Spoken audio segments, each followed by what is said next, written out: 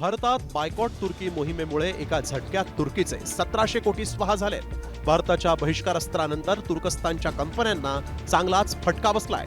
भारत सरकारनं तुर्कस्तानची ground handling service provider company Celebi aviation सिक्युरिटीला दिलेलं क्लिअरन्स तत्काळ रद्द केलं। त्यामुळे त्यांचे शेअर्सही घसरले। या कंपनीतल्या 3800 कर्मचाऱ्यांची नोकरी धोक्यात आली आहे। तुर्कीचं मार्बल आणि सफरचंदाच्या आयातीवर बहिष्कार घालण्यात आलाय। तसंच अनेक भारतीय पर्यटन कंपन्यांनी तुर्कस्तानमधील सगळ्या ट्रिप रद्द केल्या आहेत। अधिकृतरित्या जरी भारत सरकारने तुर्कस्तानच्या व्यापारावर बंदी घातली नसली तरी जनतेने स्वतःहून पुढाकार घेतला आणि प्रामुख्याने सफरचंद असेल किंवा मार्बलची आयात असेल यामध्ये मोठ्या प्रमाणावरती ती आयात कमी झाली। लोकांनी त्या वस्तू विकत घेणं थांबवलं आणि याचा परिणाम म्हणून जवळपास 200 दशलक्ष डॉलरचं नुकसान हे तुर्कस्तानचं झालं आहे।